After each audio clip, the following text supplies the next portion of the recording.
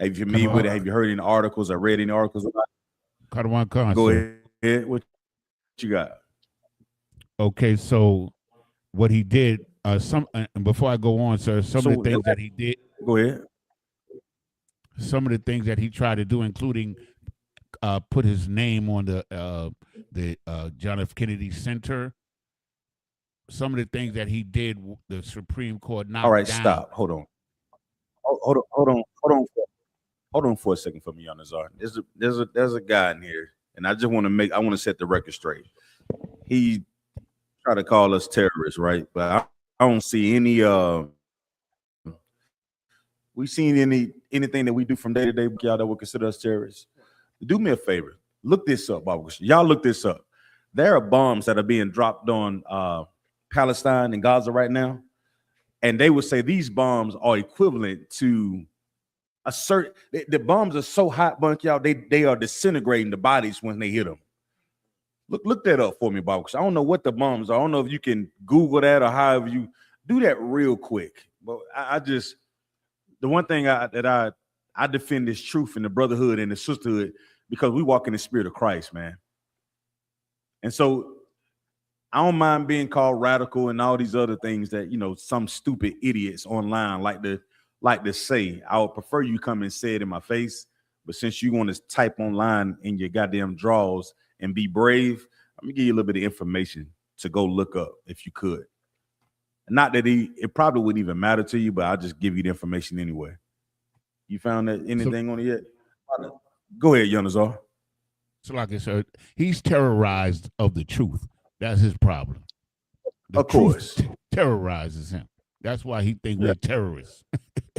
But anyway, that's go ahead. It says Israel used weapons in Gaza that made thousands of Palestinians evaporate. What?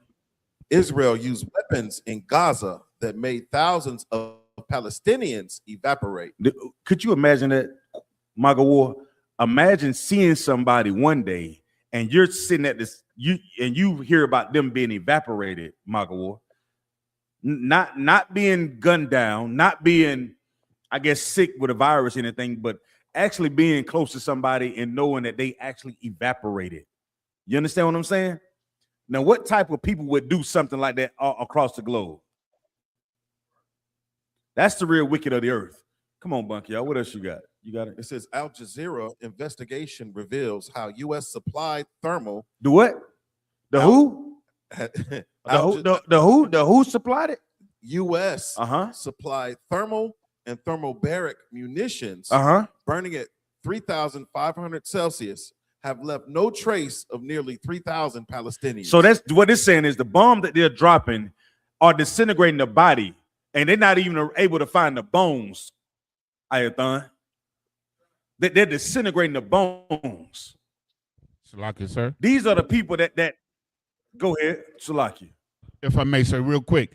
Even when they dropped the atomic bomb on Nagasaki and Hiroshima, they were able to find evidence of the bodies. Like the bodies didn't disintegrate. They was like burnt, and you can see a shadow and things like to this degree. So this thermal ammunition or munition is like just like almost like a mini atomic bomb. Now, I only care about Black, Hispanics, Native Indians, if I'm being real with you. But I've noticed the weapons that the devil is using to destroy and the crimes that he's doing all over the goddamn globe. Because if we don't talk about it, we'll begin to do, Ayathon, we're going to stand in line and vote for another president. We're going to celebrate another Christmas.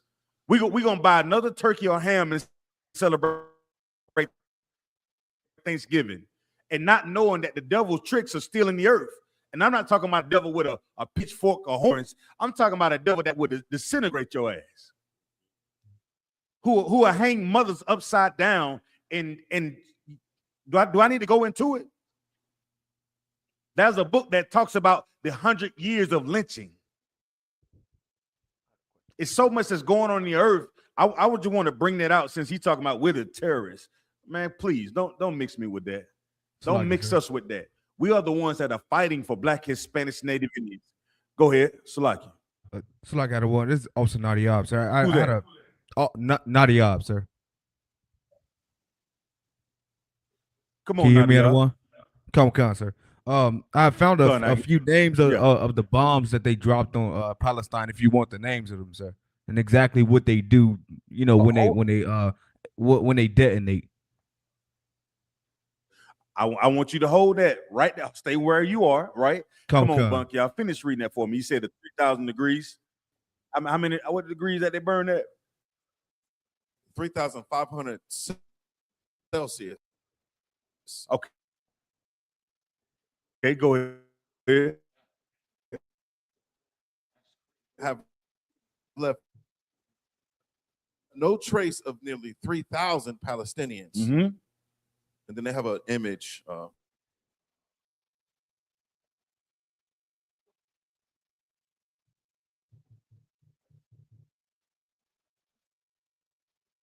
Men Mahani walked through the smoking ruins of Al Tabin School in Gaza City searching for her son, Saad. She found her husband screaming, but of Saad, there was no trace. No trace? No trace. Go ahead, Bunk, yo. I went into the mosque and found myself stepping on flesh and blood. Mahani told Al Jazeera Arabic for an investigation that aired on Monday. She searched hospitals and morgues for days. We found nothing of Saad, not even a body to bury. That was the hardest part. Mahani is one of thousands of Palestinians whose loved ones have simply vanished. They did what? Vanished during Israel's genocidal war on. Stop. I don't even want to go in all that. Because the only genocide that I care about is the ones that have been performed on us. But I just want to use this article to talk about the things that are done in the earth that nobody's paying attention to. Because we listen to Young Young Miami, talking about all the scamming ass niggas. Now I get it, the music is music, but there are things that we need to be paying attention to, so that way these things that are coming about in the earth, we have to be paying attention to them. We're talking about the deportation of what they about to do with the Haitians right now, Bunk, y'all. Don't forget, those are our brothers and our sisters. We were just talking about how much money that they place into ICE pockets. In the whole operation, how they hunt our brothers and sisters down. I thought that you know that they're going to be bringing an ICE detention center here in North Carolina, in Wilmington. These things are happening right in our backyard. But the only thing we're concerned about or seem to be concerned about is how much kush can we roll up. And it's not our fault. This is not the time to blame yourself for the condition that we're in. We make better choices through being taught these scriptures. Unfortunately, the bastards and the sneaky devils that are supposed to be teaching our people, they out for themselves. And it's being exposed daily on the things that they do behind closed doors, only the fat in their pockets. Because they all been sellout hoes for America, man. And it's nothing worse than a sellout ass nigga for America, man. Oh, hoe ass nigga for America. Salaki, sir. You understand what I'm saying? Oh, hoe ass nigga for America. And I mean that with all sincerity. It's not, and when I say hoe, I mean like you will sell your people out to be a part of something that's sinking already. The scripture talks about how Babylon is going to fall, yet you will sell your people out for a piece of that's not even worth it. Oh, hoe ass nigga, Salakia. Excuse my language, but I'm only saying that so we can clearly understand. Stop loving these churches. Come on with it, Yonazar. If I may, sir, like not so long ago, when go ahead, brother, I can hear you. If these type of killings, like it's open season on Black, Hispanics, and Native Indians, we all know that. But if these type of killings were going on, it was a time when the Congressional Black Caucus and other so-called Black leaders would come together and make statements. But for whatever reason, we're not hearing anything from them at all. Nobody's saying anything. I haven't seen any of the Black congressmen. I haven't seen any of the few Black senators or any Black leader, elected leader, come out against these killings that's going on in our community. Let me tell you something, Yonazar. There's an article, if I'm not mistaken, how they was trying to figure out how to, I I want to say this. What's the dissolve the Black Caucus? They've already showed you how they begin to redline all these different communities. So they already all the idea of voting for change, that shit is out the door, man. It's gone. It's gone. Your grandfathers and grandmothers bought into the idea, and they was given the illusion that it mattered. Our children and the generations that's coming after us, it's up to us, Saki. That's why we have to be. Give me this scripture, Baba Kashaw. So, sir, to your point, that's a fact. The U.S. Representative Nancy Mace, Republican from South Carolina, introduced a resolution on July 23rd targeting race-based groups in Congress. The proposal aims to revoke official recognition for organizations like the Congressional Black Caucus. I thought so. The Congressional Hispanic Caucus. I thought so. See, we the dumb niggas that ain't reading nothing. We the ones that y'all said are not educated. But when we pull up ourselves up by our bootstraps, Ayathan, and open the book, we open this Bible and we begin to read our records that God laid down for us to find our way back to serving him. You tell us we were crazy. You tell us that we're too radical. You're reading too much into it. But everything else that you're going to do in the earth, everything that everybody else is doing, Ayathan, nobody has a problem with it. They're saying that kids that want to play in the NFL, you have to start training them by the age of 5, Ayathan. Showing them how to catch and tackle. They raising them to be athletes, Ayathan. But when are we going to raise our children to love one another and seek out what God has for them? We'll start teaching them at the tender age of 5 and 6 how to be professional athletes. How to win spelling bees, Bunker, y'all. But you won't bring them to the Lashawan Kodash class. Give me the book of Ecclesiastes 9 and 10, Baba Kashaw. Book of Ecclesiastes. And Nadia, Baba Kashaw, before I get that, Nadia, are you still in the building? Okay, sir. I think they offline. Nadia, can you hear me? Kind of one, so I can hear you loud and clear. Can you hear me, sir? You can't hear me. I would have loved to hear them type of the ammunition that was being dropped. It's like I don't want. Can you hear me, I sir? know he had they moving. Yeah, can you hear me, Nadia? Come on, sir. I can hear you. Come on. Come on, sir. Please give me what you said earlier. Go ahead. Kind of one, sir. It's slightly 2 paragraphs. It may take some time, sir, but I'll read it.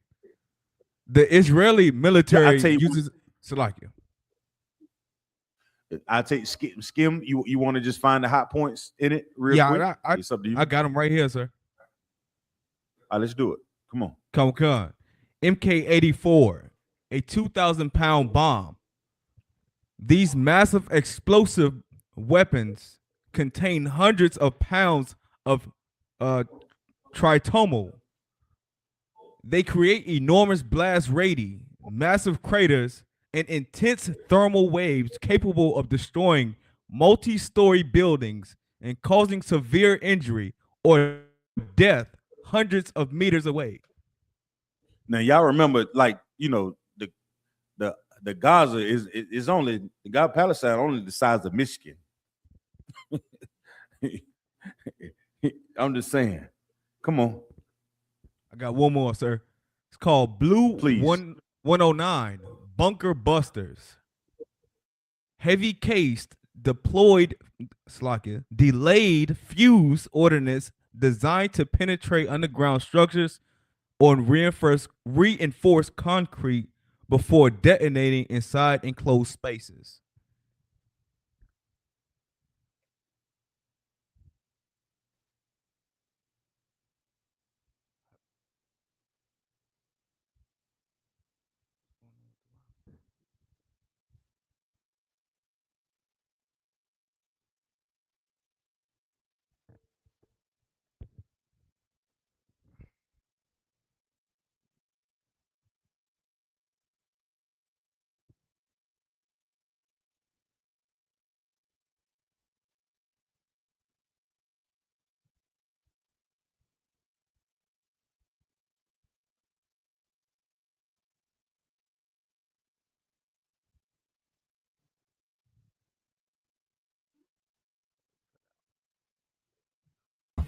Hey, Slakia, we're not hearing the audio come through from the other one. Yeah, they cut out. Yeah, we haven't heard, we're not hearing anything in Durham either. Okay, come on, come.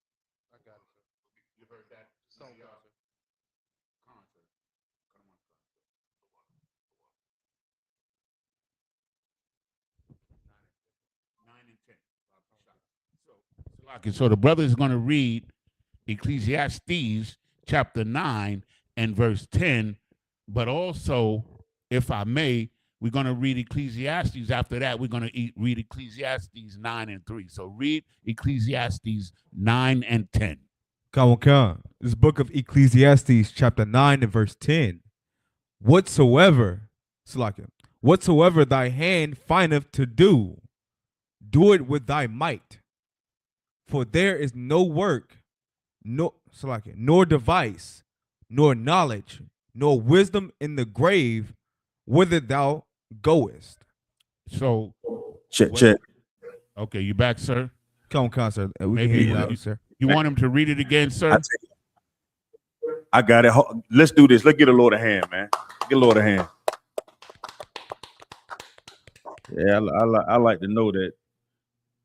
What them Christians be saying? No weapon formed against me. With a cigarette in their mouth. I don't understand. That's your weapon. That's against you right there. To lock you. So you see, never mind. Read the scripture for me. Read the scripture for me, a bunk, y'all. This is the book of Ecclesiastes, chapter 9, verse 10. Now hold tight. Now we seeing how busy Satan is and how busy the devils are. All these, all these other nations, how busy that they are on the earth, and the things that they're trying to destroy, and the things that they are destroying. Ayathan, what should we be doing? Just as much as they push all the propaganda and all the idea that have us chasing everything, we should be just as starts as serving the Lord. If you telling me your mama always calling you, trying to invite you to some Thanksgiving dinner, my question would be to you is, have you ever invited her to the Passover? Right. You ever invited her to class? Right. The world is so quick to invite you out of the truth and pull you back to your old life. When you going to invite them to your new life? Or do your life look just like your old life? So they don't really see the difference in who you are and what you say or do. If you standing for the Most High in Christ, they walk by you and they know something different about you. They should just see that in your day-to-day operations. Read that scripture for me, Bunk, y'all. This is the book of Ecclesiastes, chapter 9, verse 10. Mm-hmm. Whatsoever thy hand findeth to do, do it with thy might. Do what? Do it with thy might. Go ahead. For there is no work, nor device, nor knowledge. So let's break this thing down. Read it very slow from me. It says what now from the beginning? It's the book of Ecclesiastes, chapter 9, verse 10. Mm-hmm. Whatsoever thy hand findeth to do. And what is this saying? Whatsoever thy hands find it to do. What is this talking about? Anybody know? What is our hand find it to do? Salaki, sir. Come on, Yonazar. It's talking about the work, whatever field of endeavor or work that you decide to do. Mm-hmm. Right. So when you decide to put on all black and come in and sit in this class and sit down and say, I want to serve the Lord, we say you have to come in and put in what? Work. That's an outward expression of you saying whoever your camp leader is, whoever your captain is over your zone. That's you telling the Lord, I want to be obedient come and put on all black and do what? The work. Sisters coming to class. She may come into class. She don't know nothing about no head wrap. She never wrapped her head up before. Barely even wore a dress nowadays, Bunky. I don't even know they wear dresses. She come in here, she learned how to be a modest sister. Learn all over what that means. Not according to what the world says, but what God says. She come in here and learn that, become brand new. She become brand new so that way she can put her hands in the fire to do what? The work. But not do the work, just a little bit of work, Bunky, y'all. Just don't come here and sit a greeting, shalom, y'all stuff. You know how many brothers that we come across that throw their hands up like this? You know, brother, we'll be at camp. You understand? You ever seen a brother come by, drive by? What's up, brothers? Kind of one con, sir, many times. We see it many times. But do we ever see the brothers who come to class? They don't necessarily have to put their hands up, because they have their hands on the podium. You understand what I'm saying? They don't have their hands up. They hands is on the sign when Captain Thought said, hurry up, brothers. Y'all put these over here. Their hands are on the work, Bunky, y'all. It's not in the air. We pray that brothers that put your hands in the air. We pray that y'all come into this school, man, so you can not have your hands in the air. You can have your hands on one of these signs. You can have your hands on holding Bunky y'all place in the Bible when he said, read. Or Shabbat, you know how Shabbat will be like, yeah. You can have your hands on that Bible when the brother asks you to find that scripture. That's what you want to put your hands to. The sisters, I know you cooked some extravagant meals at Thanksgiving and Valentine's Day and on Christmas, all that crap that's in the world. Take that same zeal that you had for that sweet potato pie on Thanksgiving, bring it in here for the Passover. Just do it before the Feast of Unleavened Bread. Bring it Thursday night and sit it on one of them tables and see what happened to it. Now, if you're a good cook, we're going to know it. You're a good cook, we'll find a place for you. We got some good cooks. But read that scripture again, Buck, y'all. It's the book of Ecclesiastes, chapter 9, verse 10. Go ahead. Whatsoever. So I'm talking about the cooking, whether you can sew garments, whether you can stitch fringes, all these things would go into helping us push this work of the Lord, man. Push this truth for the Most High. Not my words. These are the Lord's words. Oftentimes you go into the Christian church, that pastor's going to give you a whole bunch of his words. He's not going to give you God's words. He's going to give you his words. That's why we go into the earth and we find the stories and bring these things to our people so they can see why it's so important for us to do the work, Bunk, y'all. Because if we don't talk about the destruction that the devils are doing across the earth, you will still be waiting for the man to show himself as with pitchfork and a tail on his ass. When we show you the devil is here on earth, he's doing his work here on earth. The heaven and hell that you think you gotta die to go to is here. That place of judgment is under the sun, man. So whatever you do, whatever gifts the Most High has given you, man, bring it in here.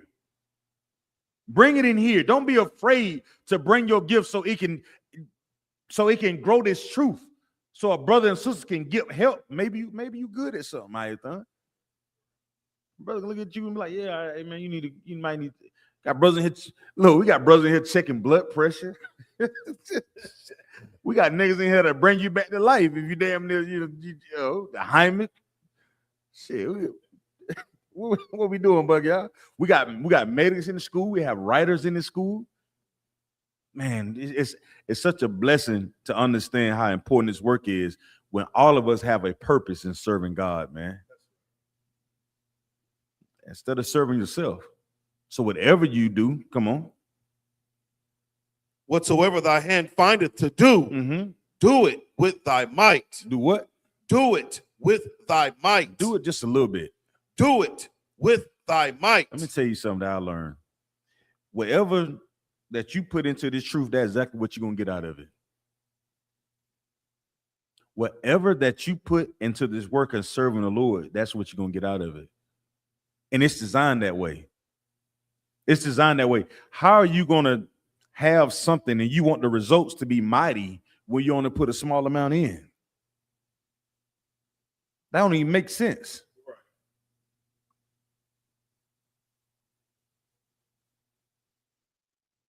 I know you get to the point where you feel like you're doing so much and you don't see that in return. Let me tell you something. If you're doing so much, this is what I found out. If you think that you're doing so much and you get a small piece of it back, somebody who's really wanting to do the work, they be joyful over that small amount that they do get back, Bunky, y'all. That makes sense to what I'm saying, K. Out of one. Got one concert. It's almost like if you I know my brother what's his name? Akaska, right? Like if you plant a vineyard or you plant rows of corn or you plant, I know this brother no farming analogies, right? You doing all the work, the farm, and you putting all the resources into the ground. Now you know you overplant or you overseed, correct? Can't say you plant more than you need. You know, I'm tracking now. So you oversee, and when you do that, when the harvest come up and everything comes up, you be like, man, I really did that. But then if the harvest don't come up like you planted it, you know that you overseed it. So whatever that comes out of the ground, you be like, yeah, I planned for that just in case that didn't happen, right? That's the work. General Haas, I always say, you know, don't plan to fail sometimes. Plan to fail. But if the Most High with you, Most High in Christ, but if something don't go right, be able to change and go into the right direction. And the only way you're going to be able to do that, you got to be totally sold into it. You can't half-ass do something and want the whole thing. That ain't how it's going to happen. You can't do it. Read on, Bunk, yo. For there is no work, nor device, nor knowledge, nor wisdom in the grave. In the what? In the grave. What is that saying? There is no what? There is no what? For there is no work. There is no work. Come on. Nor device. Nor knowledge. Go ahead. Nor wisdom. In the grave. In the grave. So what is it saying right here? What is it saying? Come on, I got you. Salaki, sir. Come on, Yonazar. What it's saying is that, like, if you ain't do no work while you're alive, and you know, when you dead, it's over. Ain't nothing else going. It's not going with you. That's what it's saying. But what's the spirit of it, Baba Kasha? Okay, the spirit is to motivate you while you're here. While you're here, you have to be motivated to do this work while you're here. Because when you're not here no more, it ain't no more work to do. Because when you hit that grave, who you gonna motivate? Who you gonna motivate when you hit the dirt? But your works that you do while you're here, Magawar, they can motivate me. They'll motivate Commander General. That young trooper, that young officer can inspire a man that's been around for a captain or a general, based on the work that you're doing and the amount of might that you put into it. You understand what I'm saying? Okay. A brother can see your zeal and be like, damn, I done fell off. Let me start reading this Lashawan Kodash like I'm supposed to. That brother get out there. Good night. Kodash, Haya, Shimka, Yawa, Malatuka, Taba, Rajazayaka. God damn, brother, what you? Let me get back to reading. Those things should inspire brothers. You come in here and you see a brother, he comes out of the world, Ayathon. He come to class for 2 days. And on that third day, guess how he shows up in all black? That's how you know he's ready to do the what? The work. He didn't wait till he hit the grave, Ayathon. He's doing it now. Read the latter part of that. It says, for there is no work. Right. He's doing the work now, right? Sisters, do the work now. Sometimes you let your husband tell you, hey, baby, I know I know you want to take food down to the school every 20 seconds. Yeah. I know you want to take food down to the school every 20 seconds, baby. But the brothers are full. You done fed them 16 times already this week, baby. You 12. But you can't, you're not gonna get that though. You know who you don't have to beg to take food down? Them Christian women, them church folk. That fellowship hall gonna be full of apple pies and what else? Yeah, they inviting you everywhere. The fellowship hall full of apple pies and apple turnovers and lemon upside down cakes. You come in here, you come into your school in your zone, you can't even get a sister to bring a loaf of what we can show bread. We have to have that zeal to build up this house. This is the only house of the Lord that even matters. That's right. Because you see the work that the Christians are doing in the earth, and it's not even amounting to anything. Right or wrong? Read on that, Baba Shaw. Nor device. No what? Nor device. Go ahead. Nor knowledge. No what? Nor knowledge. Go ahead. Nor wisdom in the grave. In the grave. In the grave. So all that thing that you got, all those gifts that the Most High give it to you, give it over to the Isupk. And watch the men above you use this, man. And with that, I'm gonna turn the class over to Captain of 13,000, Captain Thought and Yumya. Y'all clap it up.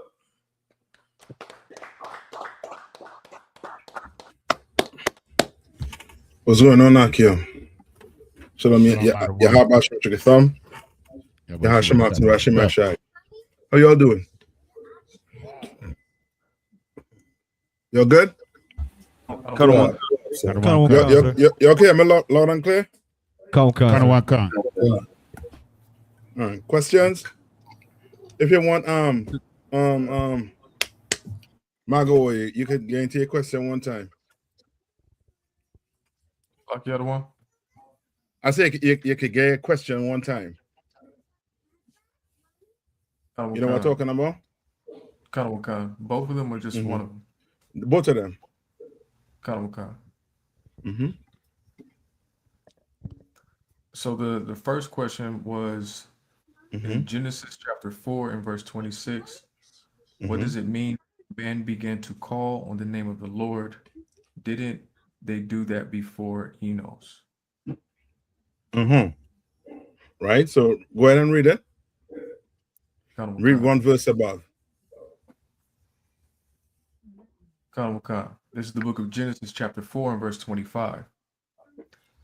And Adam knew his wife again, and she bare a son and called his name Seth. For God said, she hath appointed me another.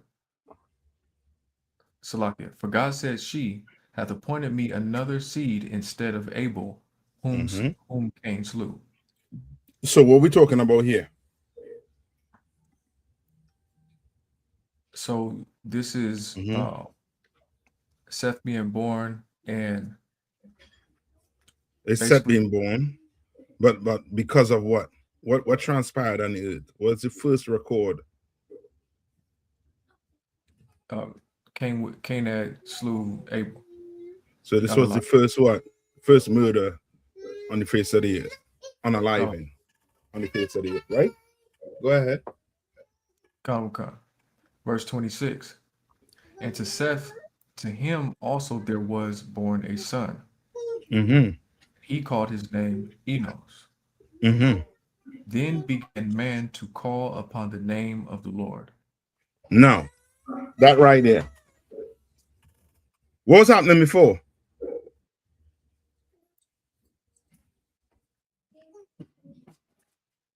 What's happening before?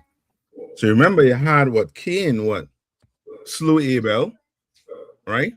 And what happened? And what happened to Cain? Cain was what? Cain was sent away, and he lived in Nod. Right. So the Bible says he was driven from the what? The garden. From the garden.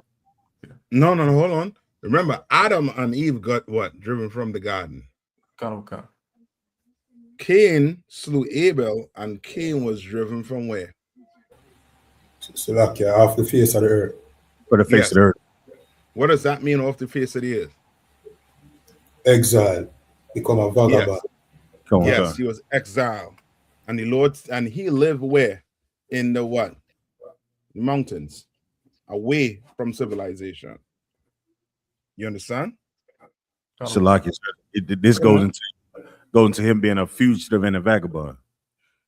Okay, the in Genesis when the Lord drove him from off the face of the earth for his sin. Yes, sir. I just give you it basically. Yeah. Right? Okay. No, read that verse one more time. That part you asked. Okay. And to Seth, to him also was there born a son, and he called his name Enos. Then began man to call upon the name of the Lord. Now, you had to ask yourself this: when do men call on the Lord? When they're in trouble? Yeah. Yeah. When they're in what? When they're in trouble. You're correct. You understand? When they're in distress, what do? Now we like what?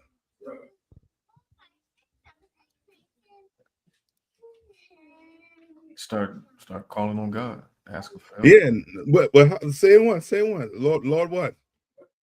Lord, help me. Yeah. Go ask a drug dealer that's fitting to, to be, that's being hunted down.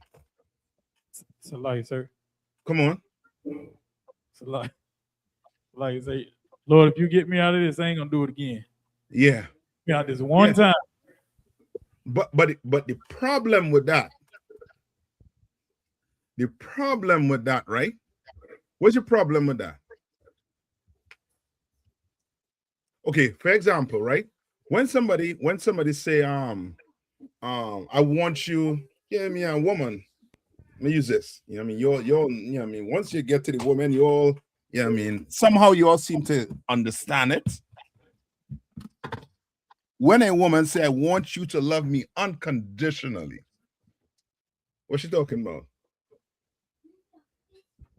Shalaki, sir. Come on, Yanazar.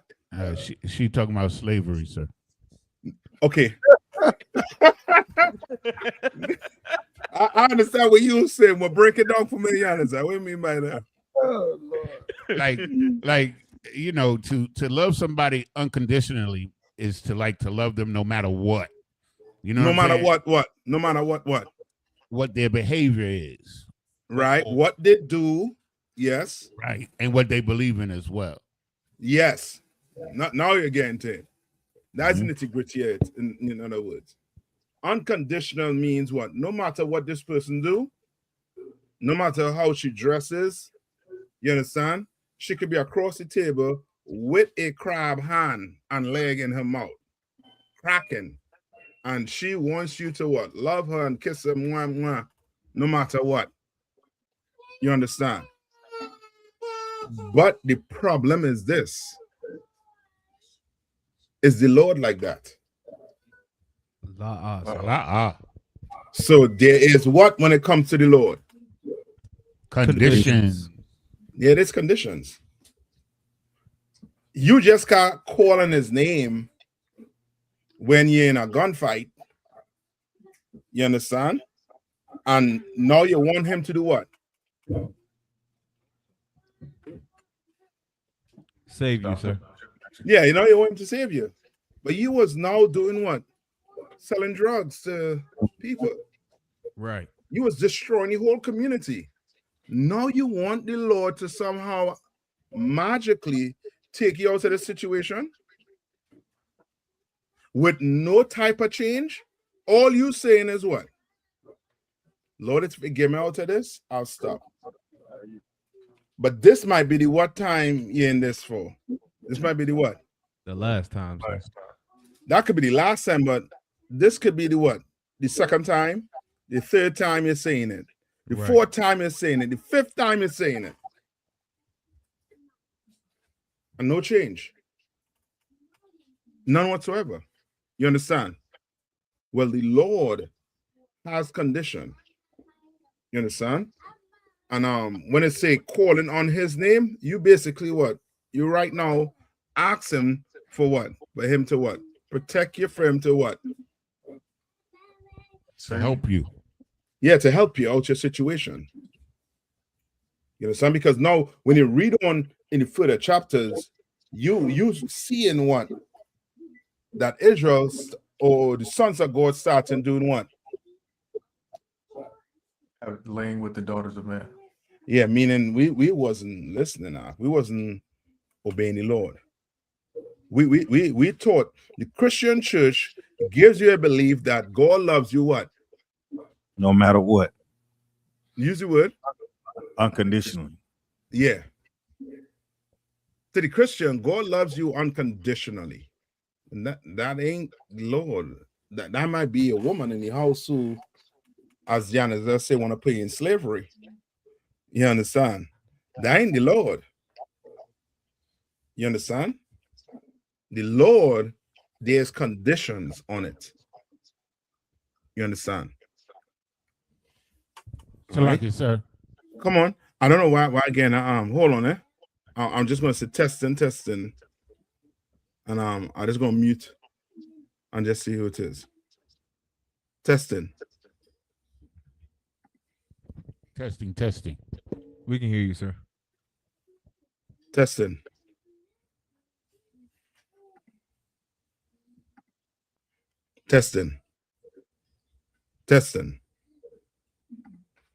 Margot, I think you are you listening to from two speakers?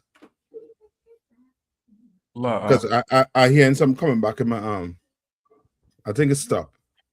All right. Come. Hello? Testing. Okay. Yeah, let's go. All right, come on. It's like I said, if I may. Okay, so we know that there was people on the earth before Adam, right? Mm-hmm. So shouldn't we, or is it correct to say that that was the first unaliving under the law? Because I find it hard to believe that prior to this, people without any law didn't kill anybody. Okay. It's the first, that's why I say it's the first record. Okay. Kind of one concept. If you understand what I'm saying, you know, when certain things are written down, right? This is the first record of us reading what that it took place. Now we will have to, what's that word to use? We will have to not hypothesize, but assume that more than likely that happened on the earth. You understand? Before. You understand? But this is the first record of a what? An unaliving. You understand? It's just like with Sodom and Gomorrah. That's the first record of what? Homosexual Leviticus. Yes. You understand? All right. Okay, you good on that, Margot? Right. So when it says start calling on the name of the Lord, that means they more than likely they was in a position where it was, you know, I mean, there wasn't, you know, I mean, there wasn't dire needs.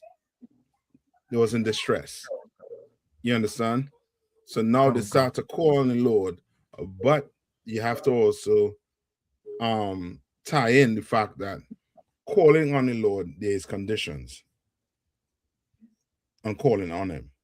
You understand? That's why when you read in the book of or the Proverbs 1 and 28. The Proverbs 1 and 28. Proverbs in verse 28. Then shall they call upon me, but I will not answer. Right. So read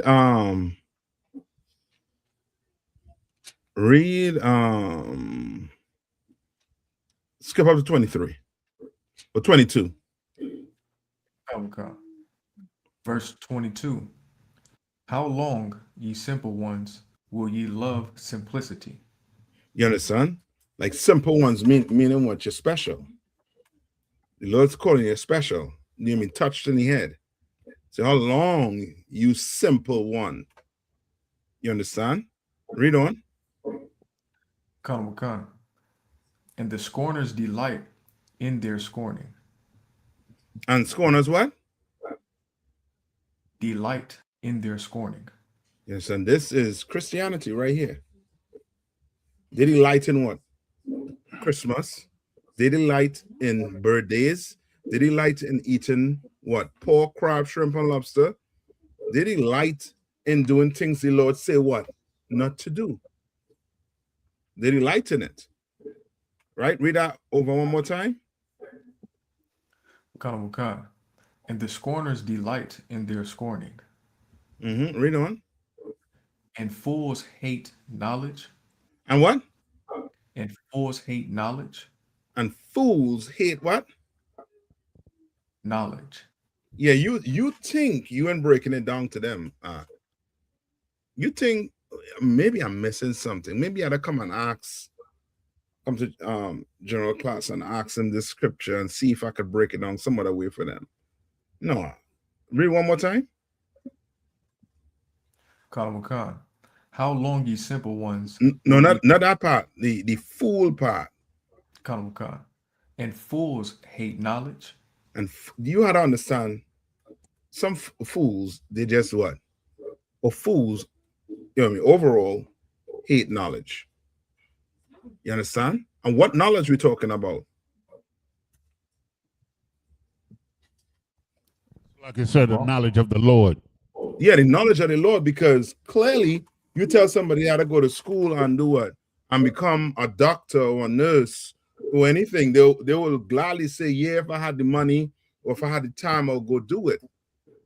But you tell them, come sit down in class and get some knowledge on these scriptures are. They're like, nah. Ain't my Jesus. Ain't my God. Nah. God say love everybody. But where's that in the Bible? I don't want to hear it. If that the God you want to serve, that's you, but not me. They hate knowledge. They hate it. You understand? We try, come on, Hannah, try to teach us that there's no coming together with who? With the oppressor. And where did he learn it from? The Bible. And he's teaching us what he learned from what? The Bible. But you listening, but they're fools who don't listen. And then they turn the news on and they're in shock at the behavior of the oppressor. We not. Right, read on. Khan, verse 23. Turn you at my reproof. He said what? Turn you at my reproof.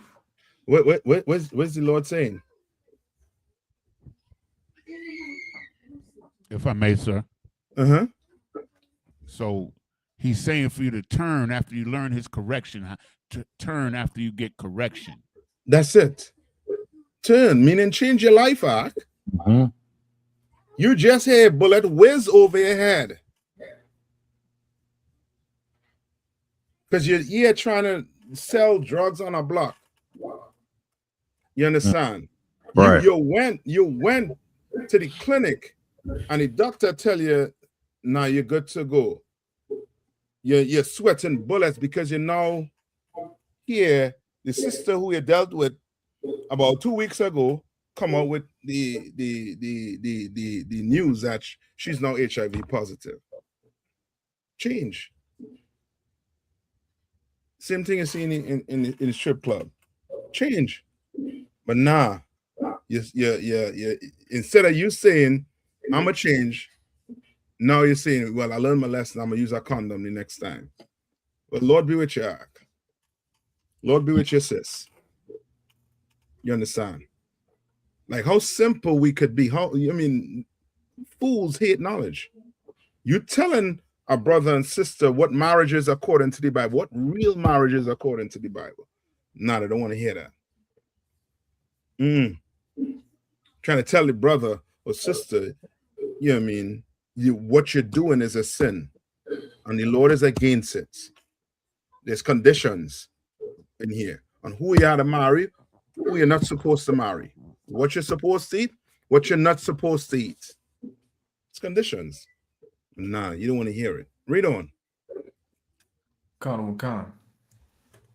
Behold, I will pour out my spirit unto you. Read on. I will make known my words unto you. Say, I'm going to pour my spirit onto you. I'm going to make it known by my words. What? I will make known my words unto you.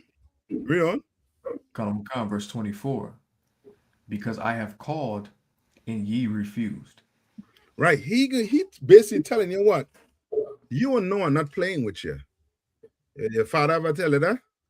You and Noah not playing with you. You go ahead and keep on doing what you're doing and see what's going to happen. Well, the Lord telling you. He laid it out for you. See what's going to happen if you continue with that lifestyle. In 2 weeks or a month after, you're crying now because you don't have HIV. You contracted HIV. You understand? 2 months after, now you're in the hospital laid up. You understand? With a bullet in your head. In a coma. You understand? 2 months later, you're laid up in the hospital because the doctor done tell you have a few weeks from all that weed and cigarette you've been smoking. You understand? When now is the time to what? To change. Do what you say to do. It's condition. Read on. Khan, I have stretched out my hand and no man regarded. Right? The Lord say what? He stretched out his hand. How does the Lord stretch his hand out?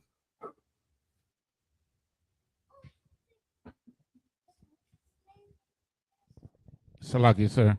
Come on. By providing so much for mankind, like doing so much for mankind. Keep it simple. How? How do you provide for mankind? Come on.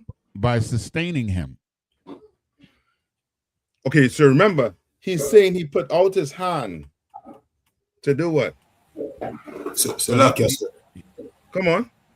By sending his prophets. That's it. Say that again, sir. Say that again. I didn't hear that. Salaki. Say that again, sir. Sir. I said by sending out his prophets. By sending his prophets. That's the Lord stretching his hand out here. Like some of them sisters be like, I've been asking the Lord for a good man. Well, you sure? Lo and behold, you show up. Well, here I am. No, I don't want you. Make me feel like I'm some slave or some servant. It's an excuse just to be what? For you to be the person who here was in the world. You understand? If you don't show up, you don't change your ways. You stop eating pork, you stop celebrating Christmas. You understand? You stop doing everything the Lord say you ain't supposed to do. But that ain't enough. The Lord stretches his hand out. Well, you help here. Look at help reach right here. Read on. Khan, verse 25. But ye have set at naught at my counsel. You ain't want to listen to me. You set at naught, meaning what? You set at naught, meaning what? You give zero BS, whatever is coming out the prophet's mouth. Right. You don't care. You don't want to talk. The prophets come to talk to you about the Bible. Guess what you want to talk about? Hey, you see who LeBron James signed for? What points you think you're going to get this season? What are you talking about? The world fitting to go to war, and you talking about LeBron what? We're trying to tell you things is not going to be the same. We're going to have to change, or else we are going to be at the bottom with them. The Lord is coming to destroy the oppressor. And if we don't change, we're going to get destroyed with him. No. So, hey, so what's the New Jordans? You see the New Jordans, you like it? You're like, what the hell is this? Why? Because he taking the Lord what? Counsel for what? No. Mm-hmm. You offend some brother or sister, you go to counsel, the judgment come down. You're like, nah, can't be it. I'm leaving the school. You took the Lord counsel for what? No. It's like, nah, I'm right. They're wrong. Ain't no problem. Ain't no problem. I'll tell you this, the UPK have the best counselors on the planet Earth. Come on, Jenny, and set up this thing right. You understand? But some brothers and sisters, they don't want to listen because somebody else talking to them. They claim is the Lord, but you know who listen to them, who they're listening to? That demon. You understand? And how you know it's a demon? Because 2 days after you see them, they might be doing what? Or doing what? What do you think they're doing 2 days after you see them? Going to church? The same thing. Yeah. You were just making an excuse to leave. You didn't want to listen to the Lord counsel. You don't. You want to go into them other Christian group because why? It more conform with your lifestyle. And then when they reject you, you're trying to come back. And then when they're coming back, you ain't coming back right. You're trying to come through the back door. Ain't gonna work. Read on. And would none of my reproof. Verse 26. I will also laugh at your calamity. I will mock when your fear cometh. Who's going to laugh at your calamity and mock when your fear cometh? Who's going to do that? Salakia, it's the Lord. Yeah, the Lord. I thought the Lord is all love, Christians. I thought the Lord love you no matter what, Christian. This is not what this scripture is saying. He's saying if you don't listen to him, when your calamity cometh, he's going to what? Laugh. You understand? Read on. Come, verse 27. When your fear cometh as desolation, and your destruction cometh as a whirlwind, when distress and anguish cometh upon you. You understand? The Lord is letting you know there's conditions. There's conditions. There's conditions when he won't laugh at you. You understand? There's condition where he won't mock you. There's conditions. Read on. Verse 28. Then shall they call upon me, but I will not answer. What? Then they shall call upon me, but I will not answer. You understand? Remember what you read in Genesis. Then man began to what? Call on the name of the Lord. This here is the opposite to it. He's saying what? You're going to call me, but what? Not going to hear you. I'm going to laugh. Yeah, I'm going to answer. I'm going to laugh at you. You understand? Why? Because you hearing the truth, but you deciding to do something else. You want to take some time off. You know, swear, go ahead, take your time off. Take it. You understand? All right, give me 1 minute.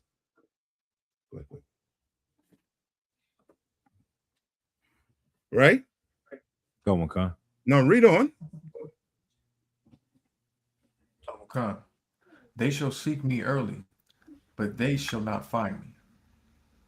They shall what? They shall seek me early, but they shall not find me. Me again up early in the morning. You're rising and shining early in the morning, facing the east or the west. You don't care where you're facing because you're desperate right now. And the Lord is saying you're not going to what? But they shall not find me. Yeah. Now you're going to church every Sunday saying, Jesus, please protect my children. You understand? Please let that test come back negative.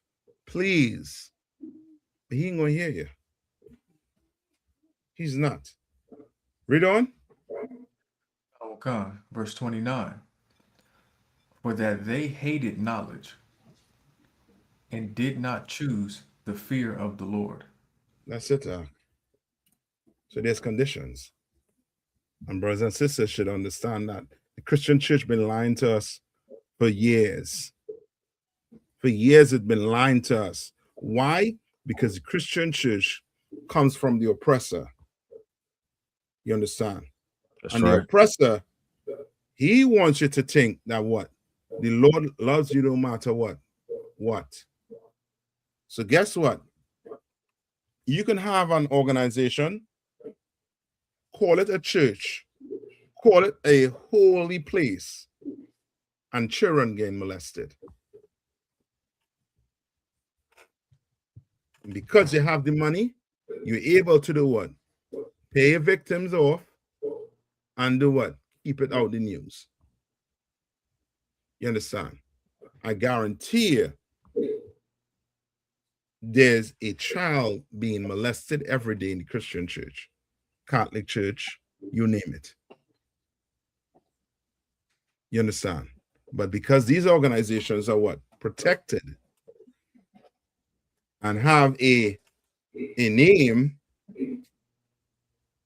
right? A reputation like somewhat God-fearing holy institution, you don't hear about it. You don't. But guess who hearing about it? The Lord. That's why Christ tell them in the New Testament that what? You shall know them by their what? The work. By their work? By their fruit. By their fruit. It's like the fruits. What they produce. You understand? What they produce. You should know it. You will know them. All right? We good on that, right? Let me get one here, and then I'll get the other one you have in Genesis, right? Please, could you get this to me, Mago? 1 Timothy 1 and 10. Okay. This is Jeriel, bro, young man. I got you. This is the book of 1 Timothy chapter 1 and verse 10. Mm-hmm. For whoremongers, for them that defile themselves with mankind. Hold on. For who? For whoremongers. Mm-hmm. What's a whoremonger? Salakia. Uh-huh. Someone who likes to sleep around. They like prostitutes. Mm-hmm. So, right? So it said for what? A whoremonger. Right? Look it up in the let me see what happened in Zondervan. Okay. So he ain't just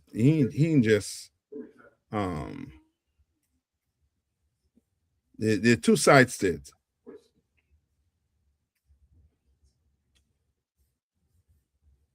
So that's one side to talk about. But there's another side to it. Jerry, bro, you have it. That's the other side to it. A pimp. Right? So a person who buys sex from a prostitute or a pimp who manages sex workers. For it's saying what? So read it one more time.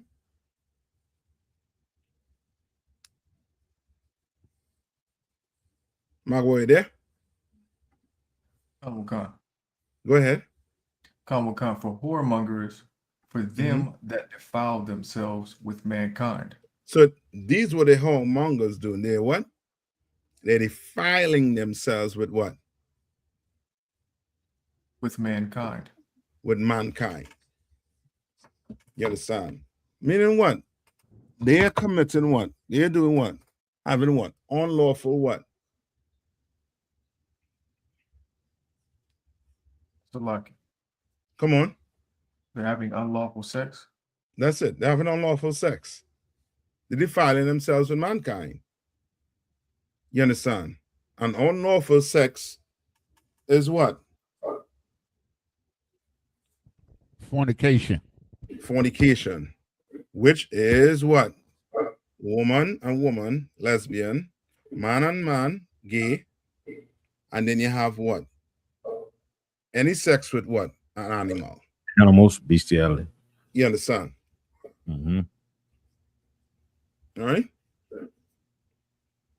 All right? Now read on. For men stealers. What are men stealers? See, that's the question he has.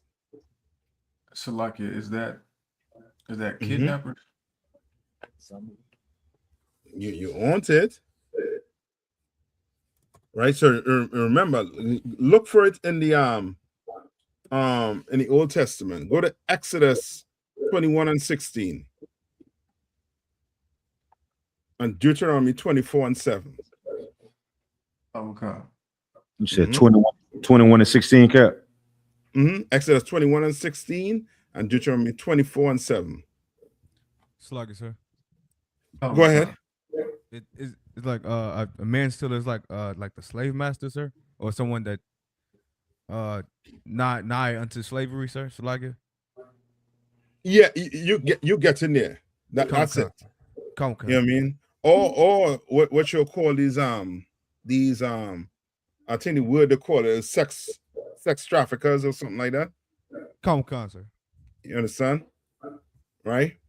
That's it. So according to the AI, right? Yeah, slave traders or people who steal free persons to sell them in forced labor, right? Or as I say, you could put in what? These sex traffickers where do what? We get women and what? Now force them into doing that. And they too could be labeled as what? Or mongers. Right? So come on. Who have Exodus 21 and 16 for me? Go ahead. It's the book of Exodus, chapter 21 and verse 16. And he that smiteth his father or his mother shall be surely put to death. Where you at right now? Salaki, I was at 15. Salaki, Verse 16. And he that stealeth a man and selleth him, or if he be found in his hand, he shall surely be put to death. You understand? Like the Lord specific on that. You understand? Like if you do what? Read it one more time. And he that stealeth a man and selleth him, or if he be found in his hand, he shall surely be put to death. You understand? You do that act, the Lord is telling you deserve that. And that's why the world is right now is so hypocritical. Yeah, I mean, they're so hypocritical when it comes to Gaza and Iran and Ukraine and Russia. When you all just turn your back on the most atrocious thing that ever happened on the face of the earth. And then the Africans who participated in slavery was able to go in front of the UN, you understand, and debate to the point where now they acknowledge that slavery was I forget the term they use, But the worst, right? The worst act of humanity on the face of the earth or something. Come on. It's Salaki, sir. Come on. And to that point, the Argentinians was the one that one of the ones that voted against it. But then when they did the World Cup, that was one of the football teams that had all the damn what's the word? All the uproar about the racism and how they treated the other players during the World Cup. Yes, not just the other players, how they treated people in their country.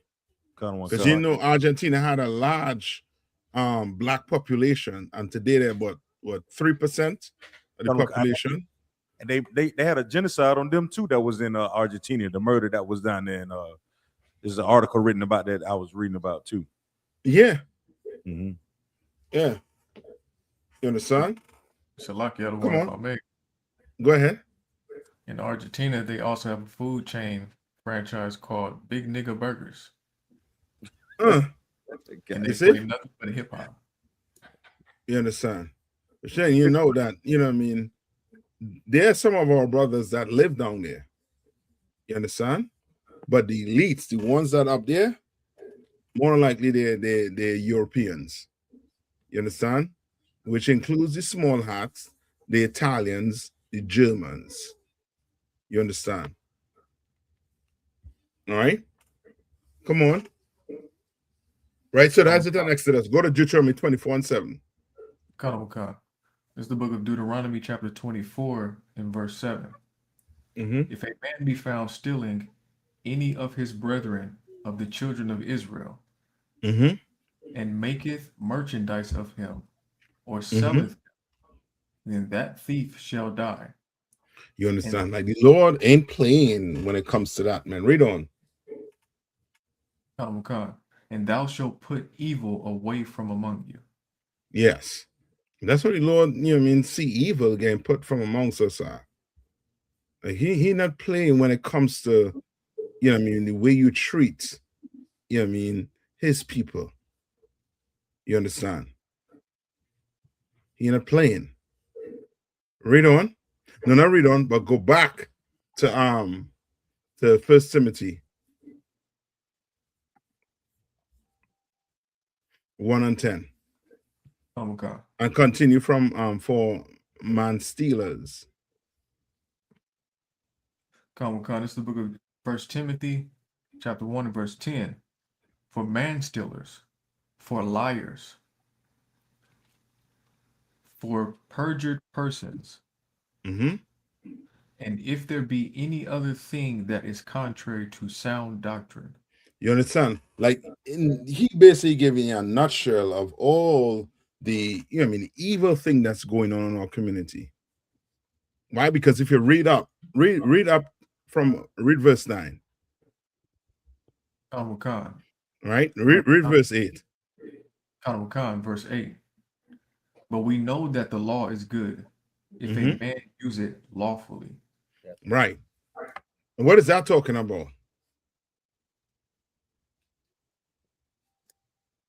Salakia. Mm-hmm. Is this talking about how, like in comparison to not using it, Salakia, if someone's not using it lawfully, it's like the Pharisees where they were using it in ways to make money. Okay. Okay. What does that first part mean? But we know that the law is good. What does that mean? Break that down for me. Come on. It means that the law is beneficial, that when we follow the law, we receive good things, we receive life. Okay, what's the law?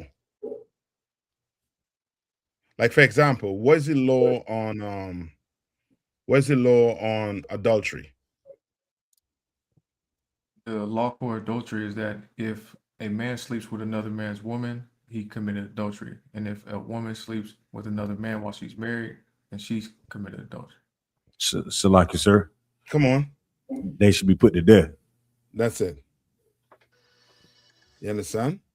So we see that when a man, you know what I mean, decides to go have another man, and somehow in there, you know what I mean, man plus man equals HIV. We see that what? The law is good. You understand? Okay.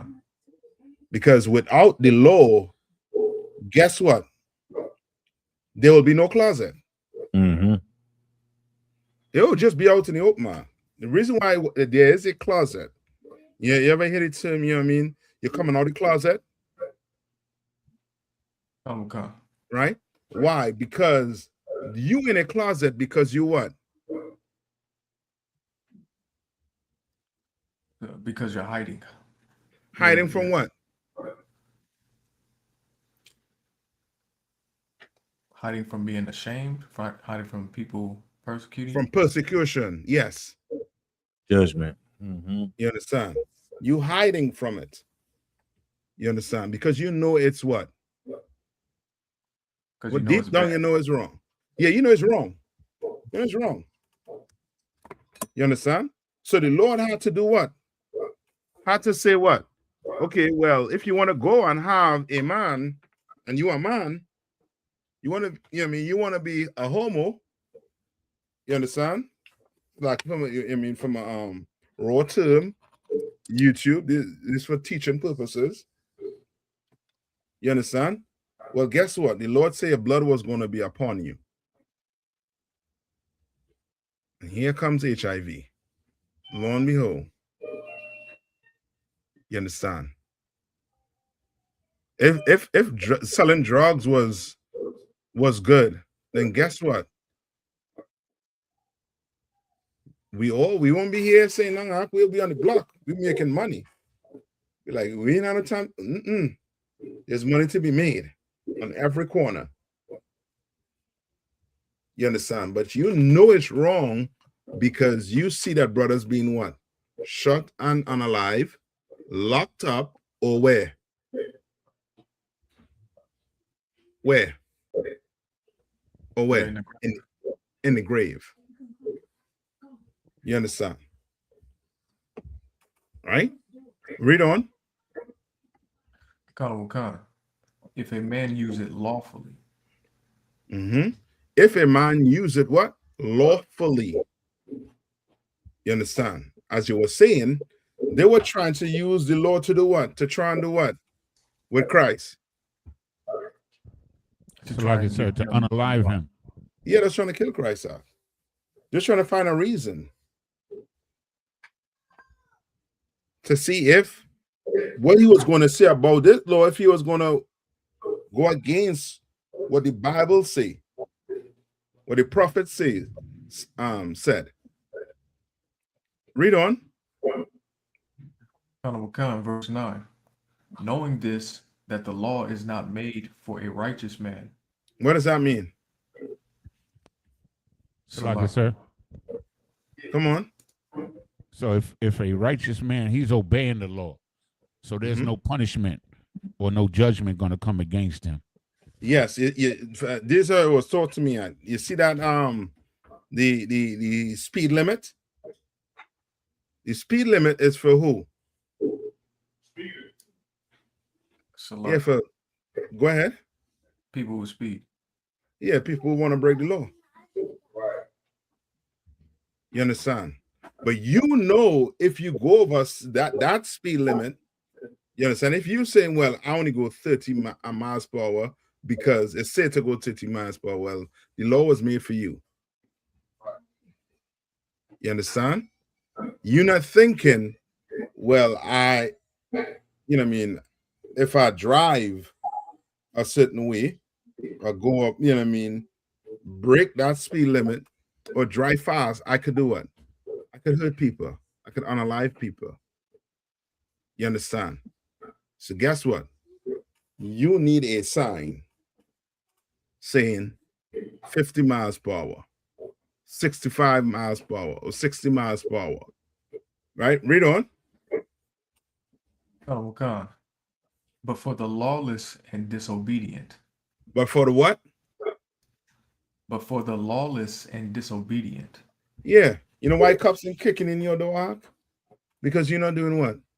And when you see the law, most of the times, what you want to do is picture the cops coming for you. And then them timings was who coming for you. And this time you're reading about here.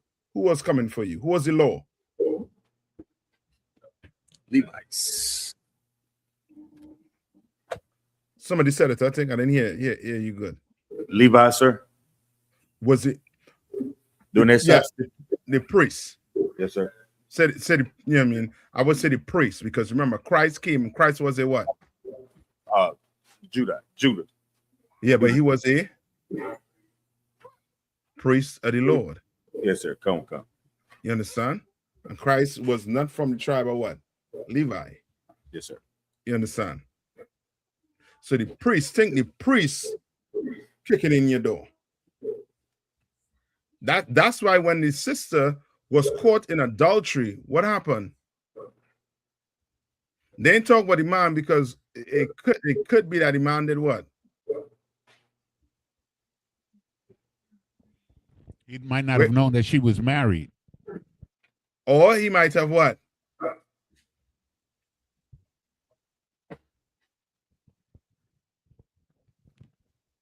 Lucky. Uh-huh. He might have tried to talk her into doing it. No. What the man could have done? They hear what the woman, the court in it. So you're right. He could have run off. He could have get. So lucky otherwise. You understand? Come on. He could have unlocked her. No, he couldn't.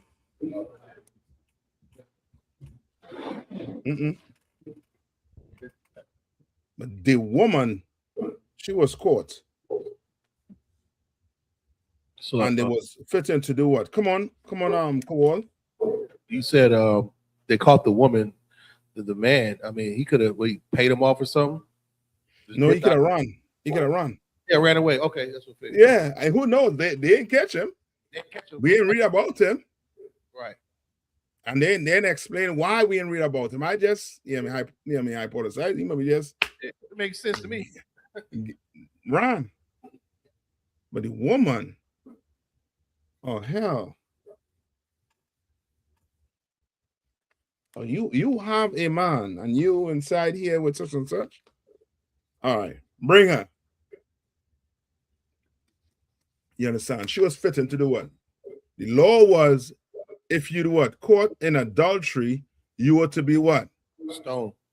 Until you what? Die. Yeah, until you die. You understand? Right? So think that when you see the law. Right? Read on. Think the priest coming to you. Because when the police come, he comes in the name of the what? In the name of the law, sir. Yeah. Cops come in the name of the law. Read on. Okay. For the ungodly and for sinners. Mm-hmm. For unholy and profane. Mm-hmm. For murderers of fathers and murderers of mothers. For manslayers. You understand? Like he breaking down in from 9 to 10, he is putting everything in there to encompass what? People who break the law. Yeah, sinners. Yeah. And he just started to give you example of sinners. And the examples he giving you, we clearly know it's wrong to be what? It's wrong to be a murderer. You understand? It's wrong to be what? A sinner. Well, yes, a whoremonger. You understand? It's wrong to kidnap people against the will and then force them to do whatever you want them to do so that you could become rich. It's wrong to be a what? Lucky. Uh-huh. A man stealer. A man killer, unalive a murderer.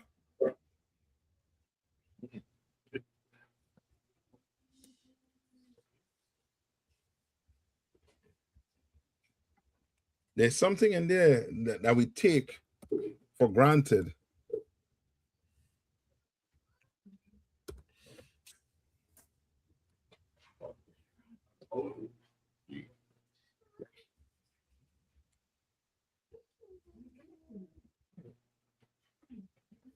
Right, and that manslayer more tie into, you know what I mean, what those like, you know what I mean, like it's a murderer, but it's like a hired, you know what I mean, like an assassin or something like that. Come on, the manslayer, the serial killer.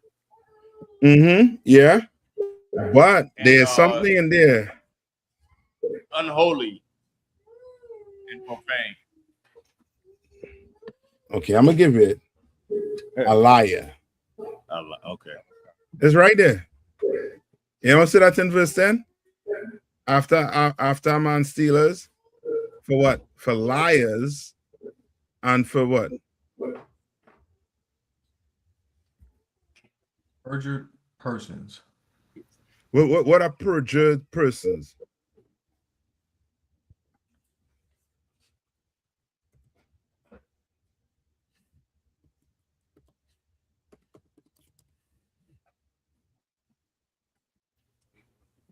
Shalaki. Would that mean a coerced person? No, we there's that word you call them in the Bible. Starts with an L. Come on. A liar. It's a liar, but it's like perjury. Yeah, so perjury people, what do? They what?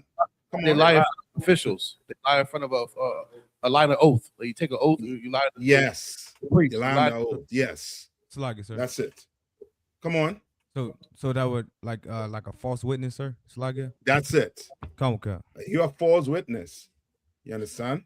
Like you remember, it's in the words they're using is giving you basically, they're trying to give you a picture of almost every sin you could do, you could commit. You understand? They're trying. But they ain't name all, because you know there's over what? 600 what? Laws in the Bible. You understand? All right, but he trying his best for you to, you know what I mean, see, like today when we try to use examples like with homosexuals, is to make you do what? When he uses examples with homosexuals, it's to make you understand that what? We all know it's wrong to be a homosexual, right? But how we don't know it's wrong to celebrate Christmas? You understand what I'm saying? Like we could clearly see it. So you give me examples where you could clearly see it. But it's also wrong for you to do what? Celebrate Christmas. It's wrong for you to celebrate your birthdays. You would be included in what? In being a sinner for celebrating those days. You understand? All right. I think we good on that. Young man, Jeriel. Let me know if we're good on that. All right. Any more questions? I think sir. Come on. I got a question in Acts. Okay, it's 2 verses.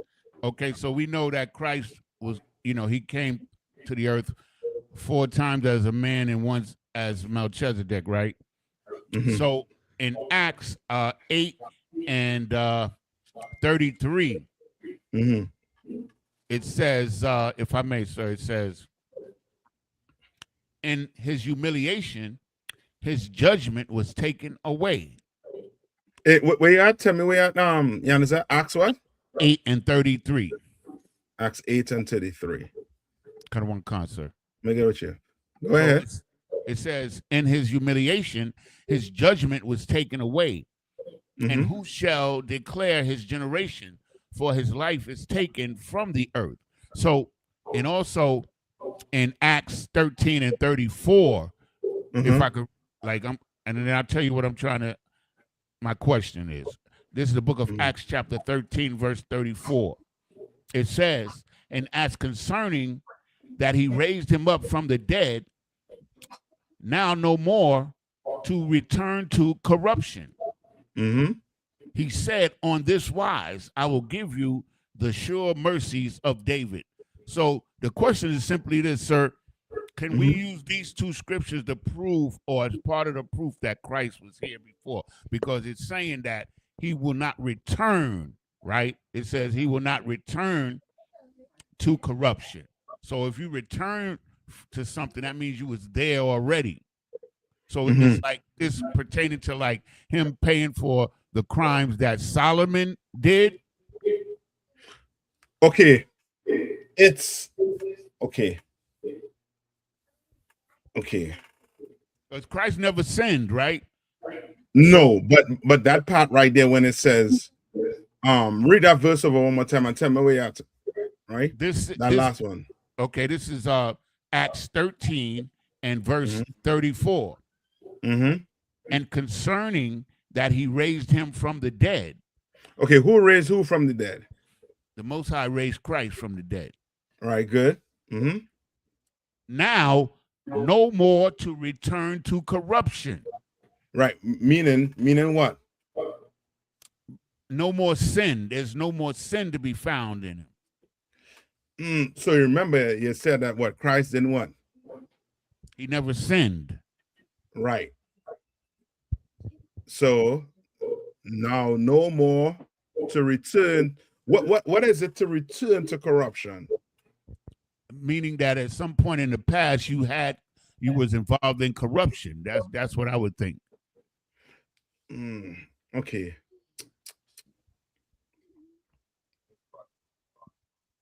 So like it, sir. Come on. Would it be talking about how Paul said we had the corruptible bodies? Give me a little more. You know how Paul said, like, whenever our bodies become incorruptible from being corruptible bodies. That context of what he's talking about, sir. No, basically that's it. Remember, when Christ was raised from the dead, right? Where did he go after? You understand? At first, he went, when he was raised up, he went amongst the people. And then where he went after?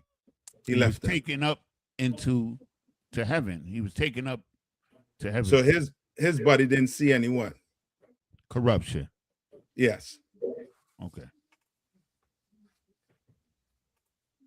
You understand? Sir, I understand.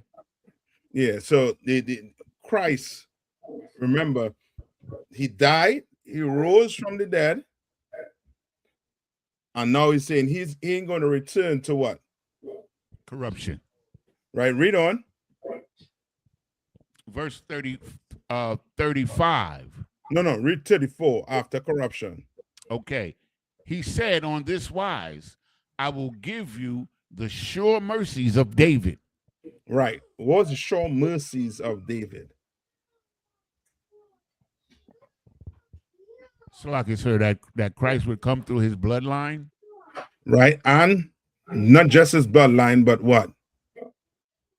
He's supposed to be the what? The king of what? Israel. Israel, yes. Khan. You understand? Right. Read on. Read verse 35. Verse 35. Wherefore he saith also in another psalm, thou shalt not suffer thine Holy One to see corruption. Right. Read on. Verse 36. For David, after he had served his own generation by the will of God, fell on sleep and was laid unto his father and saw corruption. So this is not talking about David sinning. This is talking about David what? His flesh? Yes, being buried. David saw corruption. That's what it's saying. That's why it's saying he fell asleep and was what? Laid up unto his fathers and saw what? Corruption. Right, read on. Verse 37. But he whom God raised again saw no corruption. Right, read on. Cut one con. So okay, I'll read on. No, go ahead. So this is the thing that is, that I'm trying to discern, right? It's like, because David, right, he saw corruption and death, but Christ didn't. So that would I would think that would be pertaining to sin, right? That's that's the thought that comes to my mind. That's what I'm trying to get clarification on it. Okay, now you're jogging my memory. All right, so these what I'll do. I'm gonna stop right here, and I'm gonna start off class next week with this. All right, so one concert, the water, sir. Jogging my memory. All right, I'm gonna get it for you. Any more? I think our sister had a question there, and then Margot, for sure, I'm gonna get back to you once I deal with this question. I think sister, hold on. Shaya. I guess I have a question. I understand. So lucky, I don't want about me. Come on. In that in the Greek, that word for corruption is literally means decay. Okay. Yeah, as I say, I'm gonna make sure. The water, but I'll make sure. Margot Wall, could you repeat what you just said, please? No, that was Margot Wall. That's what I'm asking, Margot Wall. Baba Kashal, could you repeat what you just said? I didn't hear you. Go ahead, Margot Wall. So when you look in the Greek, the word for corruption that's being used there, it literally means decay. All right. But as I say, I will get it for you. All right. Okay. I'll double check. Slicer. Come on. I had a quick question. Is the third trumpet, right? And Second Ezra chapter 5 and verse 4. Is that the same trumpet that's spoken of in Revelation? With it pertaining to the Tears was war. Come on, the angel, when the angel sounded the trumpet, and it said the great star fell and it like contaminated the water and stuff like that. You have it? Come on. Which one? Revelation or Second Ezra? Which one are you asking about? The both of them, right? So do you have the one in I got Second Ezra chapter 5 and verse 4.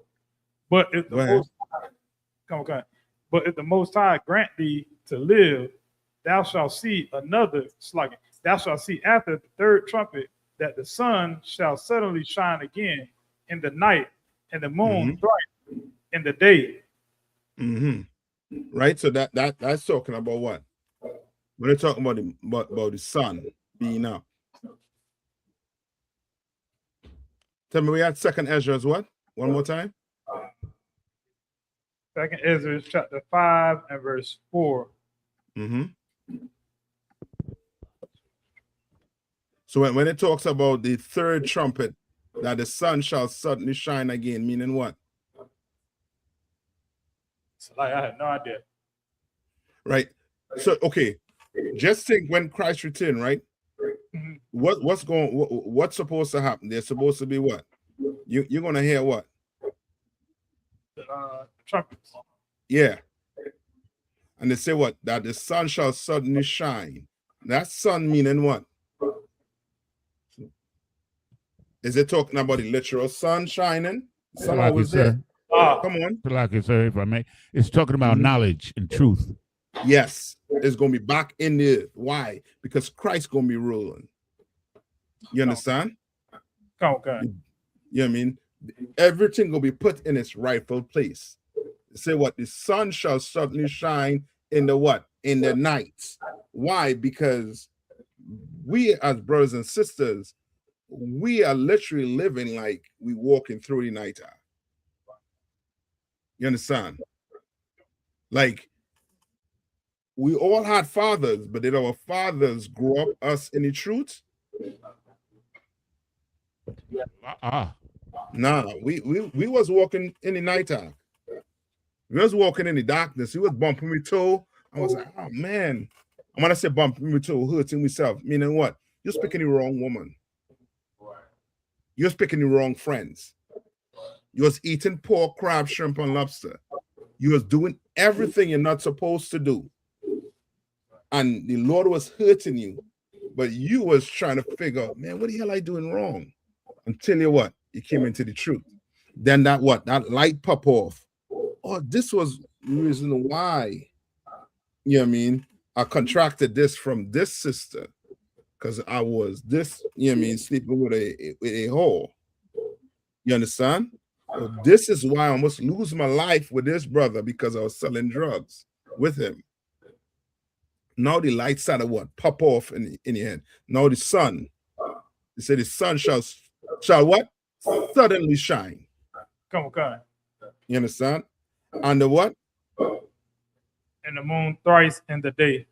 Meaning what? They're gonna be knowledge all over what? The earth. Come on. You understand? And what's the other scripture you wanted?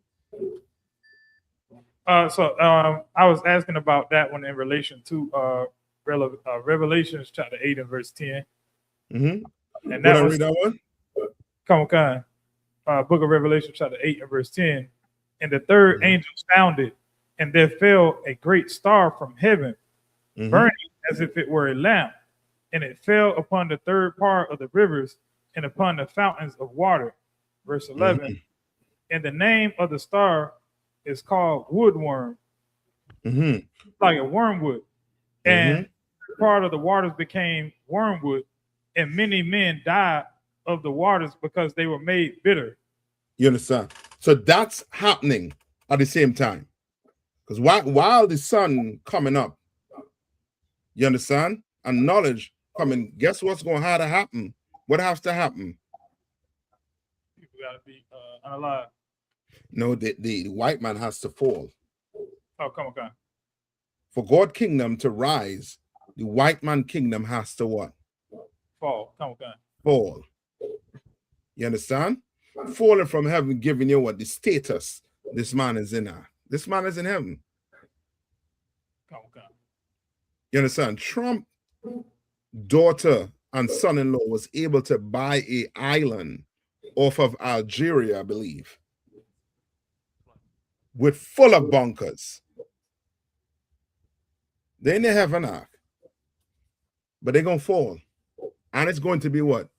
It's gonna be burning. You understand? And that third part has to deal with the destruction of the I believe the 2/3. All right. Ayanaba.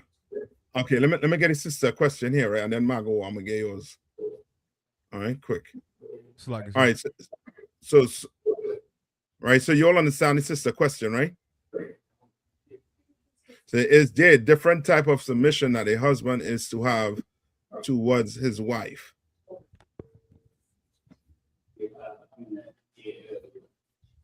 Is there any? Come on. No. Right? And okay. The submission, right? Give me it in Timothy where it talks about usurp authority. Right? And then I think lower down in Timothy there too, it tells you why. All right. Now, is there a time a man should listen to his woman? There might be times, especially if he's what? If he's a fool, you understand? But when it comes to submission, you understand? Submission is for your what? A woman, sir. Right? Oh, God, I have this. Okay. Go ahead. Oh, God, this is the book of 1 Timothy, chapter 2, and verse 12. But I suffer not a woman to teach, nor to usurp authority over the man, but to be in silence. Read on. Verse 13. For Adam was first formed, then Eve. Right. So it's saying what? Read that one more time.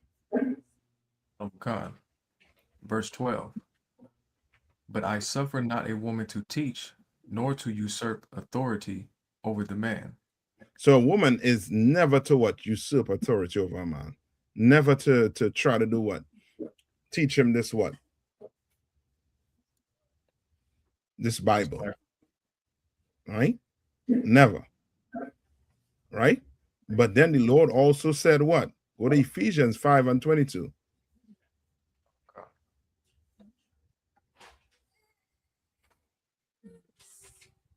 This is the book of Ephesians, chapter 5 and verse 22.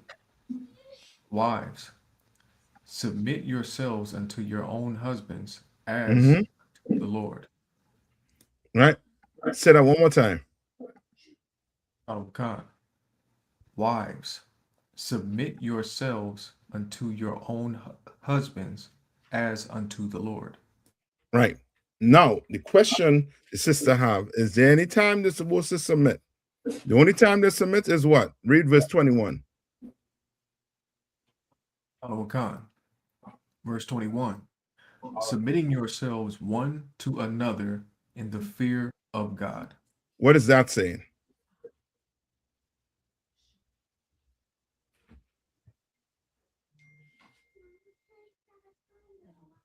So, like, yes, sir. Come on. Be kind to each other. Okay. But it has to do with the fear of the Lord. Come on. It means exactly what the other verse said. Submit yourself unto your husband as unto the Lord. Like when you have a husband that's following the Lord, you should submit to him as if it's Christ standing in front of you. So like that's all. Okay. But you gotta give me a little more because Carol, you mean you okay. What you're saying is yes, sir. Is not wrong. You understand? It's right, but you gotta explain it a little more. Come on. So like, yes, sir. Me like brotherhood and sisterhood. Yeah, you're gonna have to fear. And what does fear in the Lord means? In keeping his laws. Yes. So now, if your husband is a drug dealer and tell you, take this bag, do not open it, and go drop it down the street to Tyrone, should you submit yourself to that as a woman? Sir. She should not. You understand? You have to submit yourself with what? The fear of what? God one to another. Now he going and explaining it to the woman how she should submit herself to the Lord. Like she submits herself to who? To her husband. You understand? It's a reason why. What's the reason why the Lord wants a woman to submit herself to her husband? With the fear of God. Like it. For the children's sake. Okay. For the children, you give me part. Yeah, I mean part of it. Salaki. So that the world would do it. Salaki. Yeah, you get me. Okay. Salaki, sir. Come on. Is it because the head of the woman is the man? You getting it, you're on it, but there's a scripture I'm looking for. And Margot was close to it. Salaki, sir. Come on. I was gonna say order. Margot was close to it. Margot, where was in Timothy? It was in Timothy, 1 Timothy chapter 2 and verse 12. Verse 12. Go to verse. What verse it was in? Verse 12. Just read on. Come Hold on. Read verse 11. It's the book of 1 Timothy chapter 2 and verse 11. Let the woman learn in silence with all subjection. With all subjection. It don't say let the man learn in all subjection. Let the woman learn in all subjection. We know it's talking about what? Bible. Right? Now, let's skip down to what? 13. For Adam was first formed, then Eve. There's something in a woman that the Lord saw when he made Adam and Eve. You understand? Come on. He saw that Eve was more gullible than Adam. Now he gets into it. What does Eve mean? Salaki, sir. Come on. The answer is the next verse. Yeah. Yeah. It is. Yeah. Okay. You understand? Eve, what the word naive come from who? Eve, sir. Eve. Right? Read on. Verse 14. And Adam was not deceived. And Adam was what? Not deceived. Read on. But the woman being deceived was in the transgression. That's why. So, a woman, you submit to your husband, but with the fear of what? The fear of God. With the fear of God. So you have sister in the truth, but your man in the world. No, you're going to have to decide what you're submitting to based on who?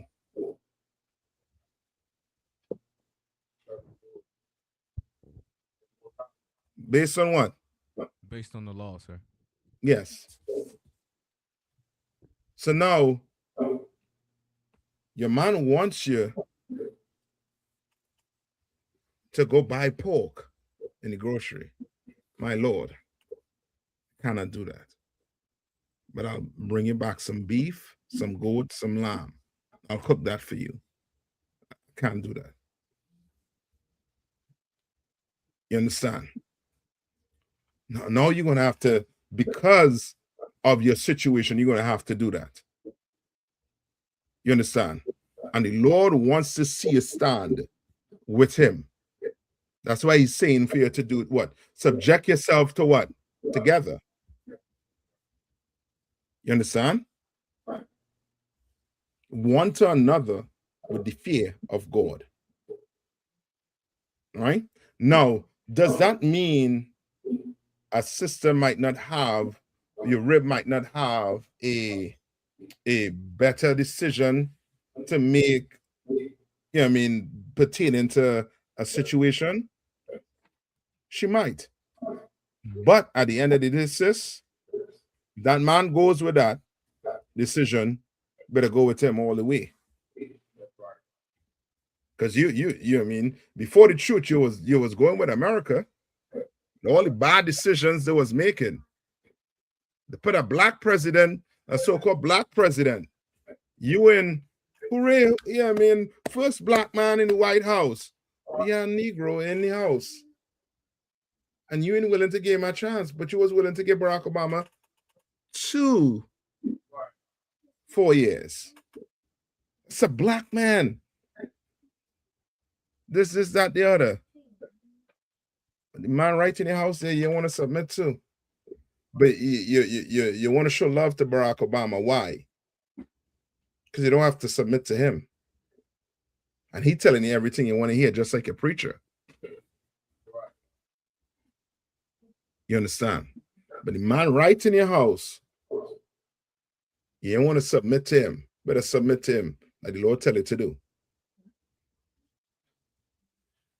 All right? Good. Hold on. I don't understand.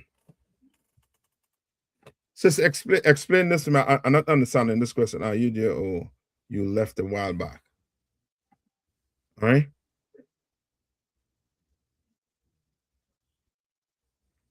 Okay. Because at the time, right? I think we good on that. You understand? The Lord did it like that because Eve was what? First deceived. You understand? And when it comes to submitting, a woman ought to submit to that man. Does it say the man have to be in the truth to submit to him? Law, sir. No. It says submit to that man. That's why you sisters, when you come into the truth and you learn it, better take your time before you find a husband. Because you go open your leg for some brother in the world, that is your husband. Nobody in here will touch you again. You understand? You go out there and do that. That's good. But just remember, when it says submit, and it says submit to the brother in the truth, it says submit to your what? To your husband. That man you open your leg to. You understand? And now you can't say what? What's the best scripture to try to bring? And you know why I'm coming down your sisters like this? Not so much coming down on you sisters. I'm giving you a little wisdom. Why? Because a man could have what?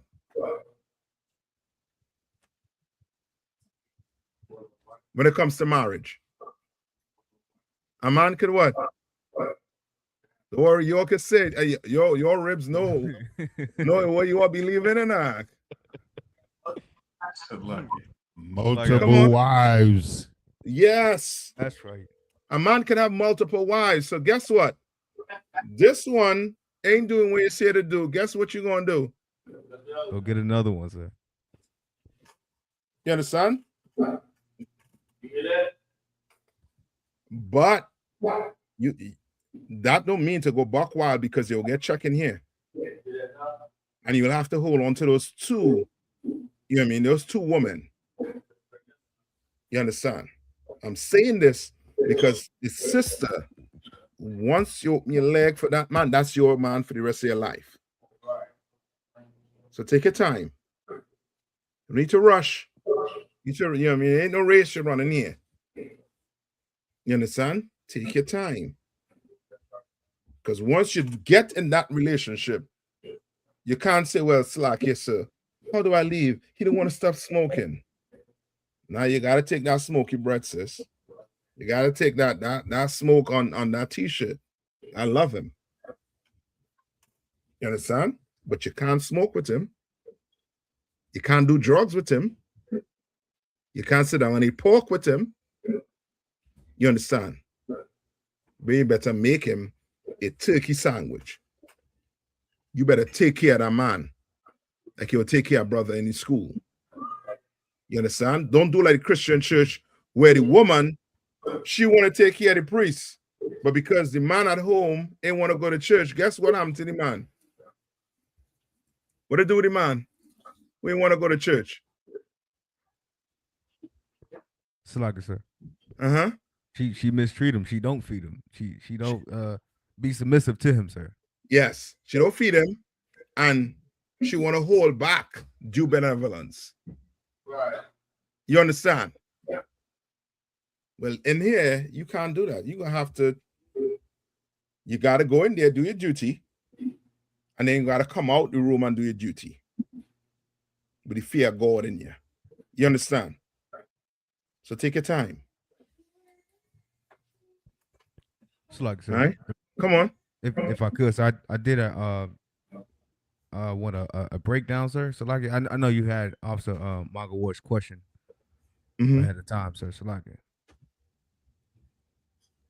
so next week I'm gonna get it for sure. Margo, come on.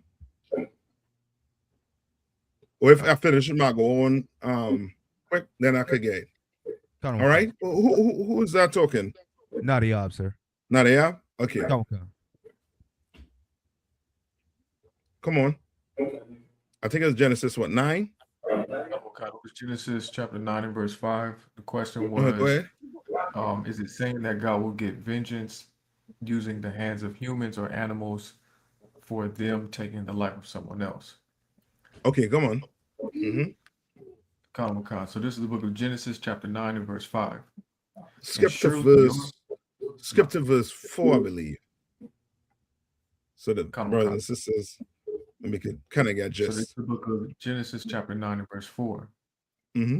But flesh with the life thereof, which is the blood thereof, shall ye not eat. Right? So the Lord basically telling you can't eat what? Meat with what? With what? With blood in it. You can't eat raw beef. You understand? You can't go to the restaurant and order your rare. You understand? Okay. Read on. Verse 5. And surely your blood of your lives will I require. Mm-hmm. Read on. At the hand of every beast will I require it, and at the hand of every man's brother will I require the life of man. Right. So that part right there, right? So it said, at the hand of every beast will I require it. Meaning what? Who want to take a shot at it? Salagi, sir. Come on. Is it saying every nation? No. Mm-mm. And how you know it's not a nation you're talking about? Oh, Salagi, sir. Uh-huh. Because it said beast and man, sir. Yes. All right, there's context there, right? Come on. So we know that is talking about a beast. Right? Come on. Salakia, sir.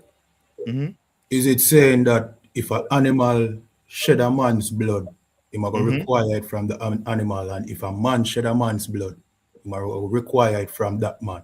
Meaning that's judgment for shedding a brother's blood. Yes, basically that's it. So now you in the woods, right? You going in the woods trying to gather what? Wood to bring home for a fire for your family. And a dog, not dog, but a wolf comes out and what? Attacks you and harms you. You know what I mean? Get you real bad. Guess what's going to happen to them wolves? Within a certain mile. What's going to happen to all them wolves? Gonna die, sir. Yeah. They're going to have to die. You understand? That wolf that do it, and what? The wolves are wrong. The pack. You understand? They'll be dealt with. Likewise, if a man comes and shed your blood, then that man's blood will have to be what? Taken, sir. Yes. That's what that is saying. No, you're not allowed to do that anymore. You understand? Until Christ return. When Christ return, they're going to be set up. Now, you cannot do that. You understand? Now you could do what? You could have what? Self-defense. You understand? Okay. But you now can't go take what? Justice into your own hands. All right? And in the Bible, you know what I mean? We don't take justice in our own hands. We go before what? Council. What we go before?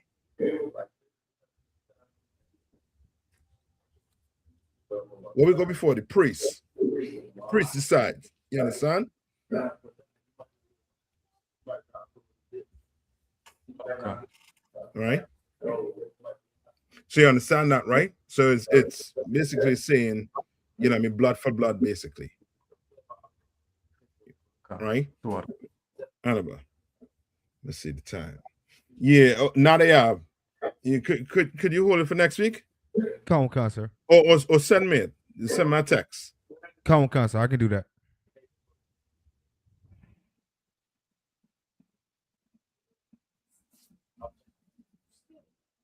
Okay, just quick, right? Sister Nashima. It's here.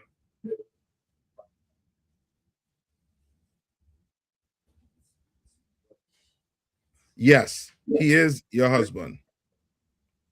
Yeah, right. Remember, sex is what? Sex is what? marriage. Right? It doesn't say sex in the truth is marriage. Sex on the whole is what? Marriage. You understand? Right? Remember, what did the Lord say about sex?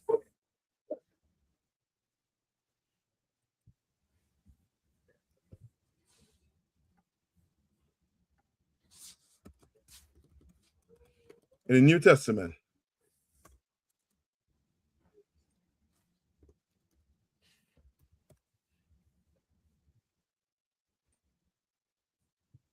Hebrews 13:4.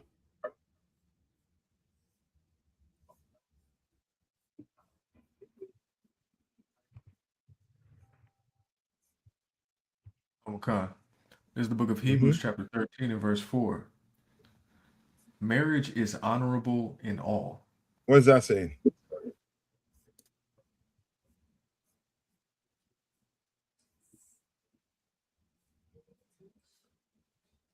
So, Lakia, Mm-hmm. is it saying that it's worth valuing? Or Simpler than commendable? that. What is it saying right there? Read one more time. Okay. Marriage is honorable in all. Marriage is honorable in all. Meaning sex is good at. Anybody object to sex? Raise your hand. Let me see. Let me see who. Okay. Let's check in. We won West. Sex is good. You understand? That's why you have to pay attention to what? What you should have paid attention to? So, like you sir, who you have sex with? Yes. That's why it's important to pay attention to who you're having sex with. You understand? Right? Read on. Yes, lawful sex is marriage. Correct. Right? Read on. And the bed undefiled. And the bed undefiled. Because you are having what? Lawful what? Sex. It ain't tell you, well, sex with a man in the truth is what? Honorable. It should be. It should look at it like that. He said it's honorable in what? In all. You understand? Why? Because of what? He's trying to get you to understand what? What book we in Hebrews, right? What is Paul trying to get you to understand?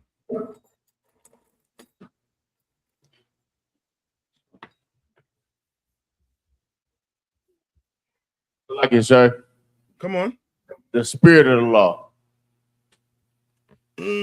Spirit of what law? The law of marriage. Yes. Sex. Yes. The law of marriage. You understand? It's good. Like you want to marry a woman, you have sex with her, ain't no problem. But just remember when you go marry that slut, just know what you're doing to the whole family. You understand? Now, of course, you go marry her, so now she becomes what? My sister. So if you call, I have to do what? Answer, and I'm had a counseling on it. And if I can't, I'll send it up. So like it, sir. Come on. I don't want to be too long-winded, but what's so heavy on what you're saying is because I was talking to this fake Israelite, well, another Christian. Yeah, Christian. He's an Israelite. And I was talking to the brother, and he was asking why couldn't like that camp join with us. And I said, brother, it absolutely can. You just got to get in class and y'all getting all black and y'all can be joined to the body just like us. And he couldn't really grasp what I was saying.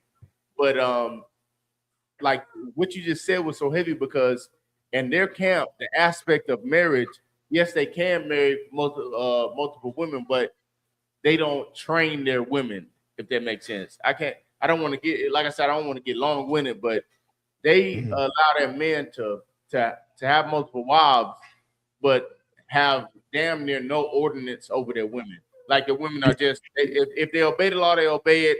If they don't, they don't. But I know in here, we have a statute to uplift and uphold. So I'm not going to stay with a whore because I'm going to tie that whore to Ayathan. I'm going to tie that whore to Captain Ayathan, Officer Zion, Officer Bankial, Kowal. I'm going to tie her into this body along with us. So I take more principle in knowing the spirit of laying with a woman. So like, I just put it out there. So like, no, you're right. You understand? And really and truly, brothers who saying that believe in monogamy. They don't believe in multiple wives. Because they're acting like somebody who believe in what monogamy. Because brothers who believe in monogamy will do what? Have sex with this woman and then go behind what? This woman here, have sex with her, toss this one, stay with this one, then go get the next one. And just say I have multiple wives. Yeah, we know. We know exactly what you're doing. You understand? And with that, okay, next week, right? I know I'm gonna miss a couple questions. All right. Nadia, I have you for sure. I got it. All right. And with that, who are passing the class over to? Pudam? Darash? Officer Darash Amal, sir. With that, I'll pass the class over to Priest and Officer Darash Amal. Men of Israel, we're going to render one courteous salute to the teacher. Men of Israel, on Shabbat, Amajim, Barak, Yahweh Bashem, Yahweh Bashem Yashai Brakathum. Yadamatah, Sar, meaning turn to face the sisters, Amajim. Men of Israel, we're going to render one courteous salute to the sisters. Men of Israel, Amajim Shabbat, Amajim, Barak, Yahweh Shemal, Bashem Yashai. Yadamatah, hands down. The shopping needs to be seated. Isupk security announcements. The Isupk start out west of 125th Street, Harlem, New York. Roof for new brother and sister. When a new brother or sister comes into the school, they are off limits for 6 months. They are here to Salakia. They are to be saluted only. They are here to shed themselves of the world. They need transportation. The teacher will arrange it. After 6 months, if a brother or sister has an interest in a particular person, he or she must get permission from the head to speak to a brother or sister. There's another 6 months in which the brother and sister will court each other. After this 6-month period, the brother and sister will get permission from the head to marry. Tithes, which is a commandment. Numbers chapter 18, verse 21. Malachi chapter 3, verse 8 through 10 means tenth in the Hebrew, ma'ashara. 10% of every penny of any increase the Lord gives you, give to the treasury department or teacher. Priest fund, free will offering for priests, not mandatory, whatsoever amount you would like. Upcoming holy convocations, we have the memorial blowing of trumpets and also the Day of Atonement. The memorial blowing of trumpets is on the first day of the 7th month, which is Friday, September the 11th. And the Day of Atonement is the 10th day of the 7th month, which falls on a Sunday, September the 20th. And if anyone wants to be a trooper in the school, Salakia. We also have the upcoming Midwest Fire Weekend Cookout, which will be held Sunday, August the 2nd. So if you plan on going, get your affairs in order. And if anyone wants to be a trooper in the school, start wearing all black boots, shirt, pants, headband, and scarf. With that, class dismissed.